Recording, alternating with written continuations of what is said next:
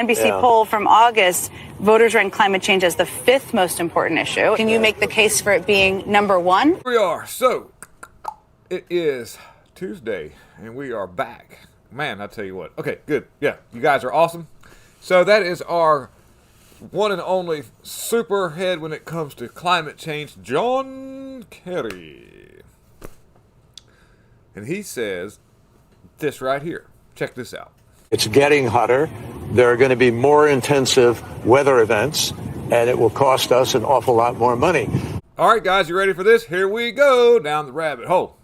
Now, how does he know that the weather's going to get so much worse? I mean, yes, granted, we do see some pretty bad weather, and it seems to be somewhat perpetually getting worse on a scale and a rate that seems to be surpassing what would be organic or a natural occurring events. Now, this guy flies around on a big old jet with like maybe, however many people he needs to go with him to do whatever he has to do and all, and there's probably other jets that follow him with more stuff like the guitars and the drums and whatever. But what I'm getting at is I'm really, really concerned when I look up at the sky. I look up at the sky and I see a bunch of stuff going just in grids with a bunch of planes that are supposedly just doing, that's just condensation coming out of those motors while they run them in a perfect grid.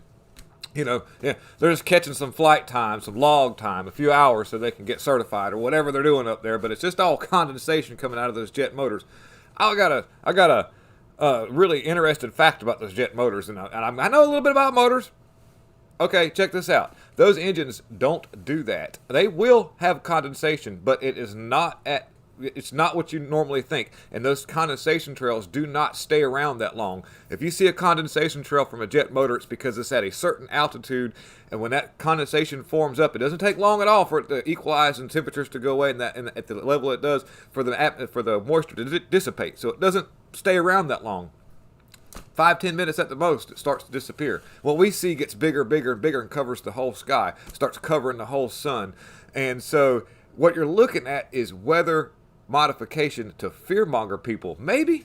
And this is, dude, they were doing this in Vietnam days, okay? You can go back and talk to some of the Vietnam vets, and they can, and people that were actually working on in those vicinities told, yeah, we were doing this stuff, and it was to drive the people out of certain rural areas, country towns, small, where people are kind of sparsely, and try to get them all into a certain location. And they've been slowly doing this here in the United States and experimenting and what they can and can't get away with. So watch the rest of this real quick. So as that happens, as people see their farms, the crops ripped away or their homes destroyed, you watch the pressure grow. And I believe we're in a transformational moment. I think this will be one of, if not but it'll be one of the top three issues in the 24 presidential election. No question in my mind. Just for the record, let me clarify something. Are they even going to have a debate about that? Because if I'm not mistaken, I think that the Biden team has decided not to do any debating. So they're going to they're just going to sit back and watch the V's just roll in. They're just going to come flying at them. 81, maybe they'll get more than 81 this year. Maybe this time around, next to E-word, they'll get close to 90 million. What do you think, guys? Is that possible? But the whole outcome of the thing is like they really want to steer society. They're engineering society. And if they can get people's farms and get people's land and get people's homes, you will own nothing and be happy. Does that sound familiar to you guys? Now, another thing, what else happens when that takes place? So who's doing the farming? Who's going to be the one running the tractors? Who's going to be the one growing the wheat? Looks like we've got this one dude that's supposed to save us all.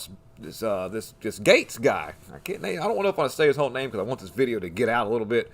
But would you think they would employ this dude to come in there with all of his farmland that he bought up and his super quick growing food because he's got it all genetically modified where it can grow really fast and it can just really take hold and help save society, but then for some reason society just won't stop getting sick, and now we've got to figure out what to do.